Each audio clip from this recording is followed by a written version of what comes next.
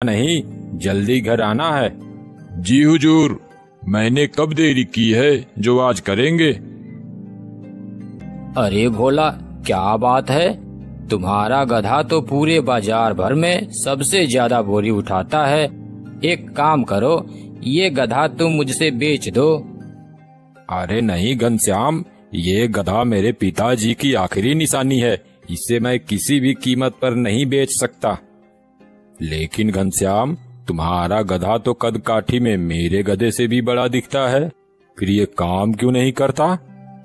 अरे भोला, कद काठी में बड़ा होने से कुछ नहीं होता। दिखने में तो मजबूत है, पर ये बहुत आलसी और कामचोर है।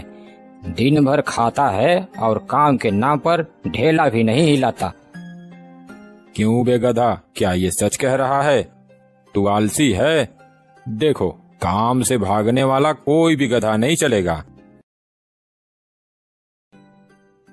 तुम अभी तक यहीं बैठी हो, सोई नहीं? कैसे सो जाती, आपकी फिक्र हो रही थी। आपने इतना देर जो कर दिया। सुलेखा, ये मेरा दोस्त घनश्याम है, पास के ही गांव से आता है और मेरे साथ बाजार में व्यापारी का काम करता है। भाभी जी, आप अभी तक भोला के इंतजार में बैठी हुई हैं, और एक मेरी पत्नी है, वो अब तक सोते हुए सपने भी देख रही होगी। मेरी बीबी तो एकदम बेफिक्र रहती है। अरे उसकी अतल भैंस चढ़ने गई है क्या?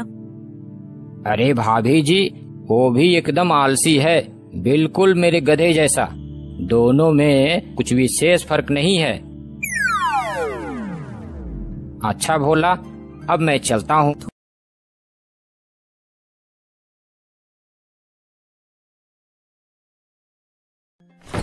बाप रे, ये बोरियां तो पहाड़ जितनी भारी है, मेरी तो कमर ही टूट गई। बचाओ, अरे कोई मुझे इस जल्लाद से बचाओ। अबे चुप, तेरा यही रोज का नाटक है।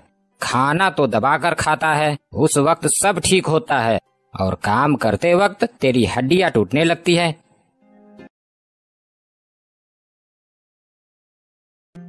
अरे कोई इस जल्लाद से मेरी रक्षा करो। घनश्याम, लगता है आज तेरा गधा बीमार है। चल, अपनी बोरियां मेरे गधे पर रख दे, आज इसे आराम करने दे। मुझे मूर्ख समझा है बच्चू, शरीर से गधा हूँ, दिमाग से नहीं।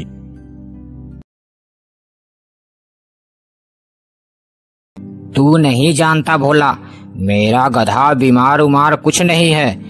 इसका रोज का यही नाटक है। वह बहुत ही आलसी है, इसी वजह से हमें सामान सस्ते दामों पर नजदीक के बाजारों में ही बेचना पड़ता है। ओहो, तो ऐसी बात है। फिर देखो कल इस कामचोर गधे को हम कैसे सबक सिखाते हैं।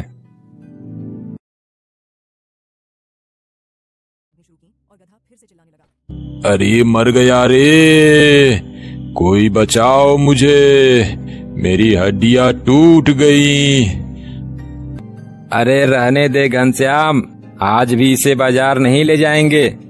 इसे आज भी यहीं आराम करने दे, और इसकी पीठ पर लदी बोरियों को भी नहीं उतारना। आज इसे ऐसे ही छोड़ दे। सुन रहा है ना, आज तुझे इन्हीं बोरियों के साथ आराम मिलेगा। अरे नहीं नहीं, ऐसा मत करो, मैं मर जाऊंगा। अब से जैसा कहोगे मैं वैसा ही करूंगा। भोला, तेरी सलाह ने तो कमाल कर दिया। मेरा गधा बिना नाटक किए काम करने लगा। वो देख कैसे चुपचाप बोरी लिए इधर ही आ रहा है। देखा, कभी कभी आलसियों को झूठी सहानुभूति नहीं बल्कि सख्त सबक चाहिए। अब से यह रोज की तरह नाटक नहीं कर। आहा, ये तो बहुत स्वादिष्ट होगा। ओ शिकारी, मैं इतना छोटा हूँ, अगर तुम मुझे खा लोगे तो ना तुम्हारी भूख मिटेगी ना तुम्हारा पेट भरेगा। तुम मुझे जाने दो, मैं तुम्हें 3 अनमोल सलाह दूंगा।